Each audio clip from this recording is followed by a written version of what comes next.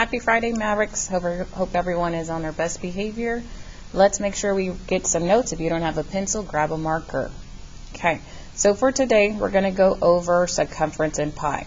So pi, and we see that little symbol, is really a ratio. Okay, what this is we take the capital C right here, so we see this, and I'm going to highlight in a certain color. And this is the C, right? And the reason we do that is we say that this is going to be the distance, and again, I'm going to highlight that so we can see it. And it's the distance around the circle. So we're going to take the circumference. Okay. And we're going to divide that divide that by the diameter. And again, the diameter is the distance through a circle.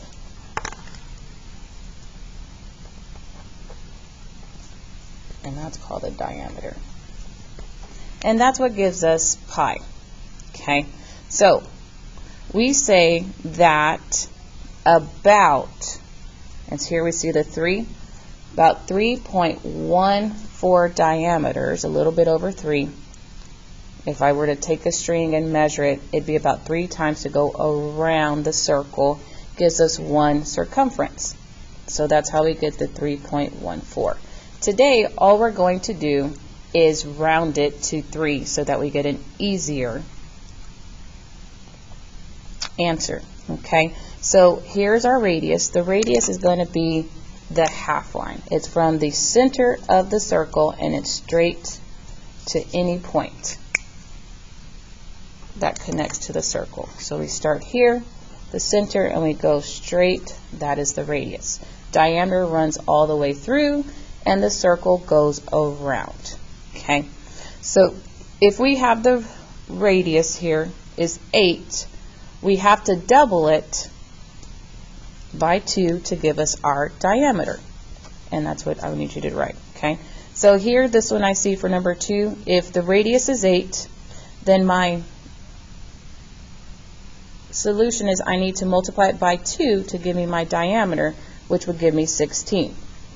And once I have that diameter, I'm going to multiply it by 3 so that I get an estimate for the circumference. So 16 times 3 would give me 48.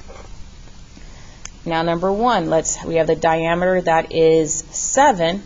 So rather than multiplying it by 2, the opposite is to divide by 2. And we have $7. We cut it in 2 pieces, or split it amongst 2 friends, we get 3.5.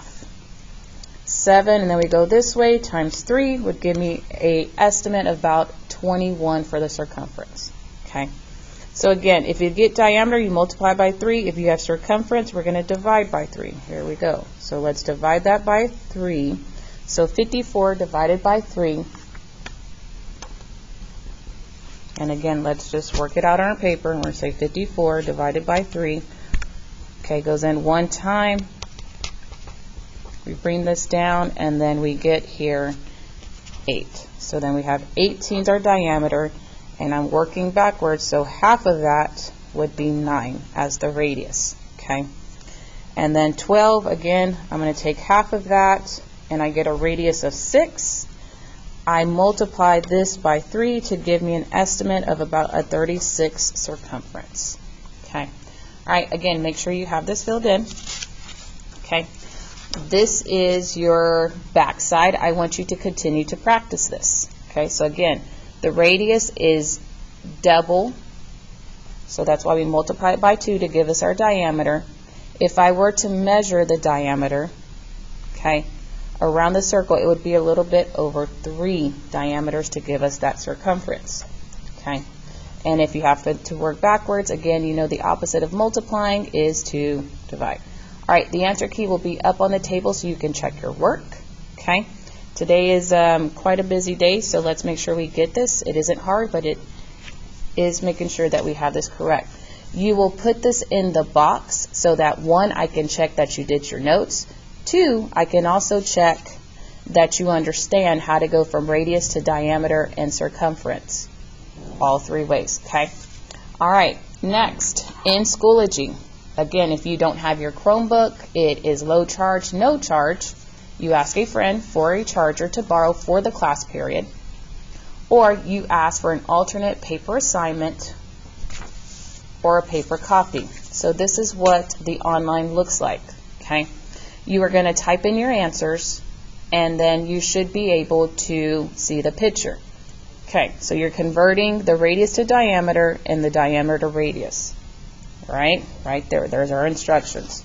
Okay, you'll put the answers in the answer box. If you're correct, it is green, and part of the mystery picture will appear. If you're incorrect, it'll turn red, and you need to try it again. There are 16 questions. This should be great. Now, in order to see this, you need to view it at, there we go, 50%. All right, I hope you guys all have a wonderful weekend. If you have time, I have left some teacher appreciation little note cards there, okay? Turn them in to the substitute. That way I can put them in the teacher's boxes next week, okay? Hope you have an amazing day. Take care. Have a great weekend and do your work.